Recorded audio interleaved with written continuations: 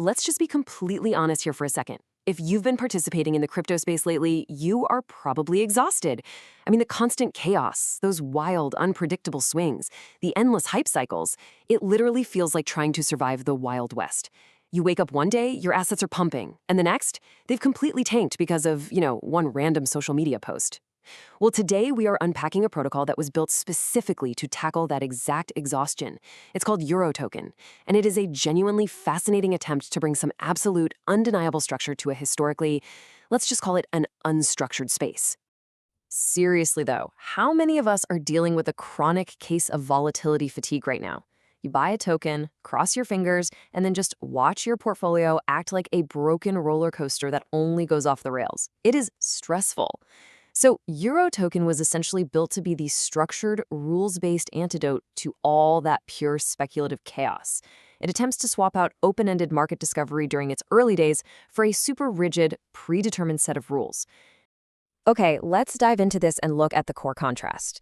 With traditional crypto, it's the Wild West, right? Token supply can be incredibly opaque, distribution is usually all over the place, and price discovery, totally driven by sentiment. But EuroToken, think of it less like the Wild West and way more like a strictly regulated theme park. It's deterministic, it's rules-based, and it is aiming to be highly predictable. It's basically swapping out all that chaos for a really strict rulebook that's encoded directly into the system. Which brings us to the first part of our breakdown, the rulebook, or as I like to think of it, meeting the hall monitor of crypto. So this whole thing operates entirely as a smart contract-driven system on a fast, low-fee Ethereum layer 2. And it all boils down to this one crucial concept, deterministic participation. In plain English, the system strictly follows predefined logical rules to decide exactly how tokens are created, how they're handed out, and how they're priced.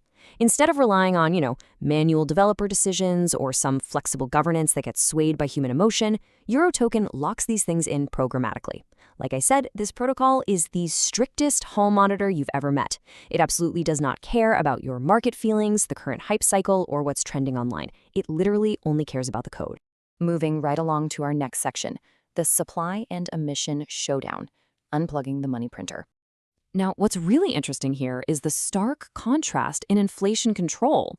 If we look at the supply cap for traditional crypto, you've often got infinite inflation mechanisms or, frankly, really opaque circulating supplies.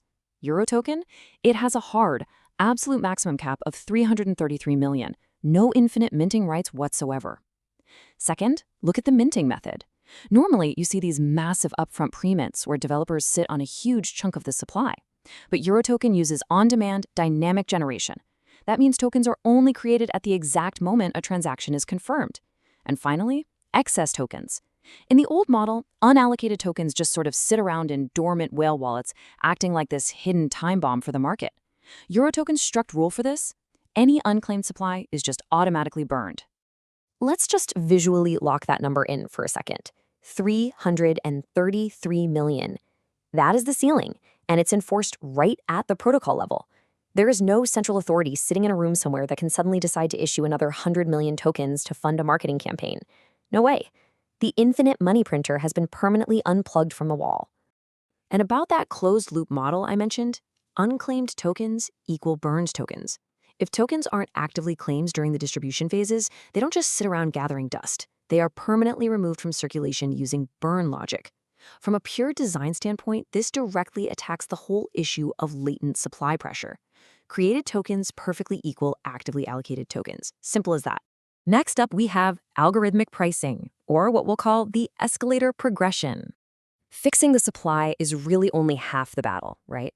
The other half is tackling wild price volatility. And instead of leaving things purely up to supply, demand, and whatever the market mood is, EuroToken uses a predefined price progression. I like to call this escalator math. During its very first phase, the token starts at an initial price of exactly 5 cents in week 1. Then, completely automatically, the smart contract bumps that up by exactly 2 cents every 7 days. By week 10, it's predictably sitting at 23 cents. And this exact escalator keeps going for exactly 20 weeks until it hits a target price of 43 cents. There is literally no guessing. You don't have to wake up in a cold sweat checking the charts at 3 a.m. It is a completely deterministic price curve.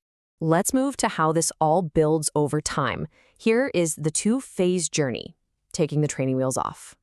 The whole journey kicks off with phase one, controlled growth. This is the stage where that algorithmic pricing, the escalator from 5 cents up to 43 cents, is fully active. But wait, it's not just about the price going up. This phase is entirely obsessed with structured token distribution and actually building out the network. So the system has this built-in growth loop. Users are actually rewarded, often in stable value assets like USDT, for doing things like onboarding new participants and just engaging with the ecosystem daily. It's an incentive structure where getting in early and being active carries a massive relative weight. But then we hit phase two, open market expansion. And this is exactly where the deterministic training wheels finally come off. The token gets listed on exchanges, and those standard, unpredictable external market forces and independent price discovery completely take over. Now, to help stabilize demand right as the token enters this much wilder environment, full staking is activated. Staking is positioned here as an absolutely crucial mechanism to encourage folks to hold long-term and actively reduce the circulating supply. Basically, it acts as a much-needed buffer against any sudden heavy sell pressure. And phase two definitely isn't just about trading. It's heavily focused on utility. You see, EuroToken is designed to be this whole multi-layer ecosystem, not just a standalone asset.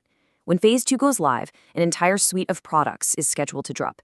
You've got the EuroDex for decentralized automated trading, the Euro NFT platform for digital assets, the RX Launchpad, which is built to give curated access to brand new blockchain projects, and, absolutely crucially, the Eurobridge.